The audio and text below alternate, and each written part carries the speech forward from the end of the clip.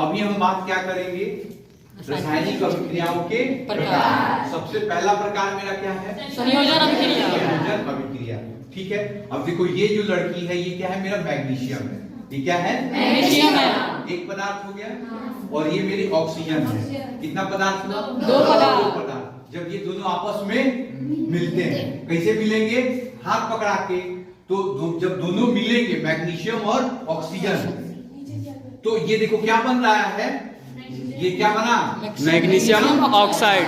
तो जब दो पदार्थ से कितना पदार्थ बना, एक पदार्थ। एक पदार्थ बना ना, तो इसको क्या कहेंगे, संयोजन अभिक्रिया।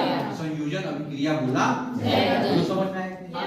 अब दो पदार्थ भी हो सकता है, तीन पदार्थ भी हो सकता है, चार पदार्थ भी हो सकता है। तो चारों पदार्थ मिलके लेकिन बनेगा कौन को पदार्थ, एक ही तो बनेगा। तो इसको क्या कहा जाएगा, संयोजन अभिक्रिया।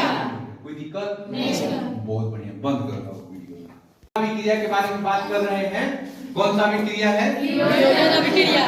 तो देखो वियोजन में क्या हो रहा है, एक पदार्थ जब उसको गर्म कर रहे हैं या उसके ऊपर बिजली लगा रहे हैं या उसके ऊपर सूरज का प्रकाश डाल रहे हैं, तो वो एक पदार्थ जो है वो क्या होगा, छोटे छोटे दो या दो से अधिक पदार्थ में बचेगा। कोई दिक्कत? जैसे हम क्या है, लेड नाइट्रेट PbNO3। अब हमको गर्म किया जा रहा है, क्या किया जा रहा है, गर्म किया जा रहा है। गर्म किया जा रहा है। तो जब हमको गर्म किया जाएगा तो क्या होगा, हम छोटे होते जाएंगे और मेरे से क्या होगा, तीन अलग अलग पदार्थ निकलेगा। अब ये पदार्थ का क्या नाम है, लेड ऑक्साइड। Lead oxide. इस पदार्थ का नाइट्रोजन डाइऑक्साइड, ऑक्सीजन। ऑक्सीजन। समझ में आया? तो ये क्या है, कौन सी अभिक्रिया है, वियोजन अभिक्रिया।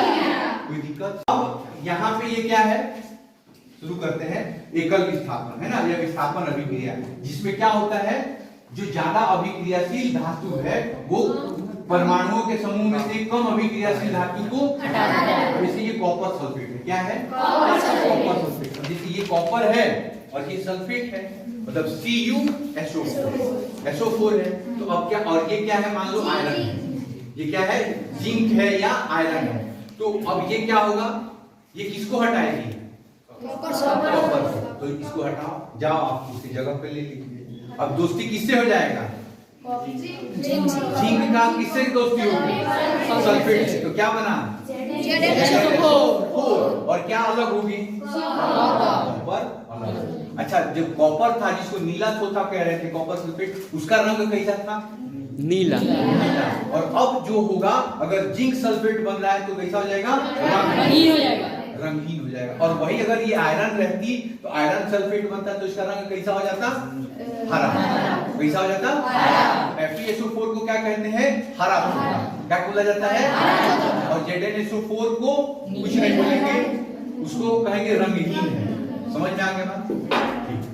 दो यौगिक है, एक यौगिक ये है और दूसरा मेरा यौगिक ये है। ठीक है, अब दोनों दिख रहे हैं, जुड़ा हुआ है।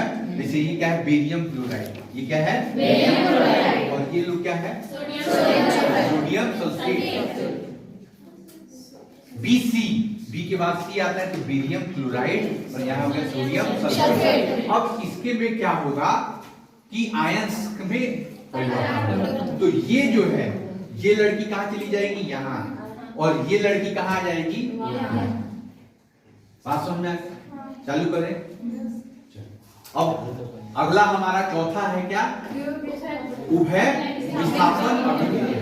समझ में आ रहा है? अब यहाँ पे देखो क्या है, ये एक यौगिक है और ये दूसरा यौगिक है। ये है मेरा बेरियम क्लोराइड और ये क्या है मेरा सोडियम सल्फेट। तो यहाँ पे नया यौगिक बनेगा, लेकिन जो नया यौगिक बनेगा वो किसके जैसा बनेगा, किसके कारण बनेगा, आयंस के बदल के, आयंस के अदल बदल के। तो ये कहाँ चली जाएगी लड़की, वहां जाओ, और निशा जो है वो कहाँ आ जाएगी, यहाँ आ जाएगी। तो देखो ये बेरियम था, तो बेरियम क्या बना, बेरियम सल्फेट बना, और यहाँ पे क्या बना, सोडियम के साथ क्लोराइड बना। तो क्या हुआ, आयंस का खाली आदान प्रदान से दो नया यौगिक बन रहा है, जो पहले यौगिक से एकदम भिन्न है। कोई दिक्कत? तो अगर ऐसा चीज हो रहा है तो उसको क्या कहेंगे, समझ में आया बात?